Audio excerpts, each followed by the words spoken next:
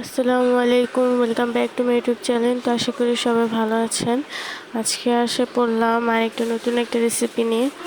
তো এই যে এদিকে আমার পেঁয়াজ কাটাকুটি করতেছে, এদিকে ডাল ভুনা করা হবে, এজন্য পেঁয়াজে মশলা টশলা দিয়ে এখন মাখায় নেওয়া হবে। তো প্রথমে ডালটা ধুয়ে নেওয়া হয়েছে, তারপর পেঁয়াজ দিয়ে দিল। আর ভিডিওটা ভালো লাগলে অবশ্যই লাইক কমেন্ট করবেন। আর এই যে লবণ দিয়ে দিল। এভাবে করে ডাল ভুনা করলে অনেক মজা লাগে খেতে। তো আপনারা বাসায় ট্রাই করতে পারেন।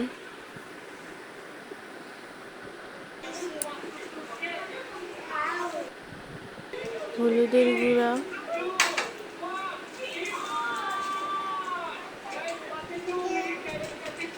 আর এই যে দিয়ে দিল ম্যাগি মশলা,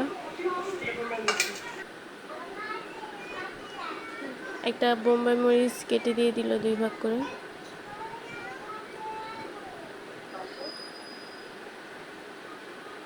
তেল দিয়ে দিল, এখন মাখায় নেওয়া হবে।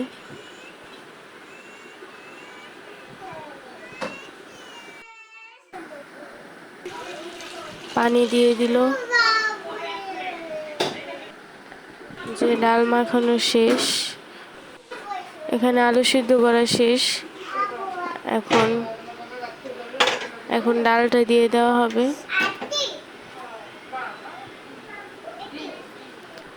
এখন চলেন আলুগুলা ছিলে নেই। এদিকে আলু ছিলতেছে। দেখেন ডালের কালারটা কি সুন্দর, আর কি সুন্দর লাগতেছে দেখতে। সত্যি কিন্তু অনেক সুন্দর লাগতেছে। যে ডাল দেখেন বলক আসছে। আজকে অনেক মজার মজার খাবার রান্না করা হবে। দেখেন ডালটা কি সুন্দর কালার আসছে। তো এখন ডালটা বলক আসলেই এখন নামায় দেওয়া হবে।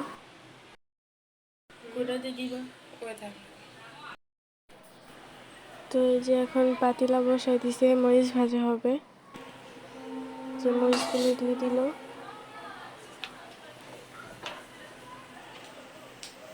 এখন তেল দিয়ে ভাজা হইতেছে। আর পাতিলা এমন কালো দেখে কিছু মনে করবে না, যেহেতু এখানে আলু সিদ্ধ করা হয়েছিল এই জন্য কালো হয়ে গেছে। তো আপনার আবার উল্টাপাল্টা কিছু করবেন না।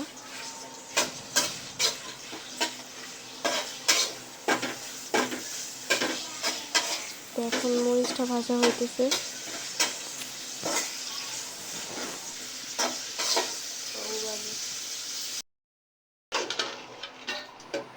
তো এই যে দেখতে পারতেছেন মরিচ ভাজা শেষ। এখন জাস্ট পেঁয়াজটা ভাজা হবে।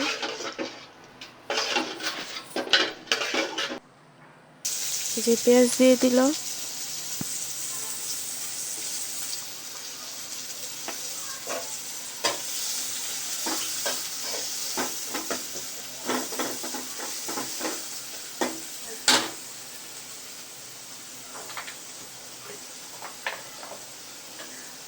ভিডিওটা ভালো লাগলে অবশ্যই লাইক কমেন্ট করবেন।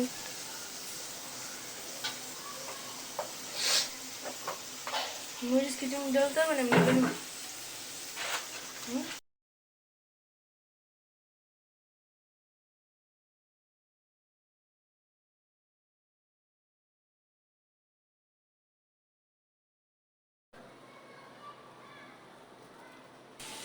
তো ওখানে পেঁয়াজ ভাজাটা হোক, এতে মরিচগুলো ডলে নিতেছে।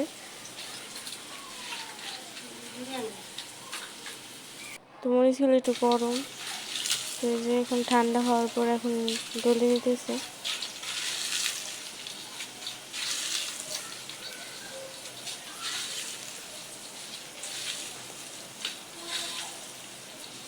একদম গুঁড়ো করে নিতে হবে। এখন আলুটা ম্যাশ করে নেবে। তো এগুলো আর কি দেখাবো, এগুলো তো আপনারাই জানেন কিভাবে করে। তো আজকে যা রান্না করা হয়েছিল তারই ভিডিও করা হয়েছে, কিছু মনে করবেন না।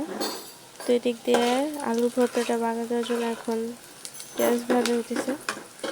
যে পেঁয়াজটা এখন লাল লাল হয়ে এসছে, এখন আলুগুলো দিয়ে দেওয়া হবে। যে আলু ম্যাশ করা শেষ। এখন জাস্ট বাগার দিবে, দিয়ে দিল পাতিলাতে।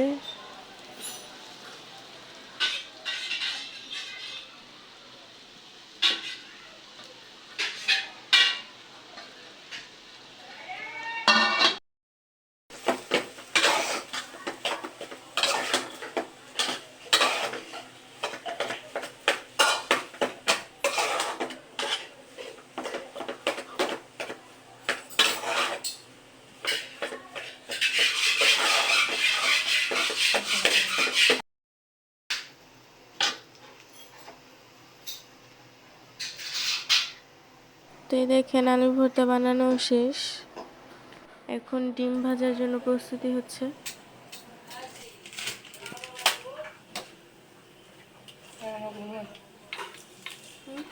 এখনো ঘুমাইছে, আপনি 12টা বাজে আমরা রাখতাম দেখি না।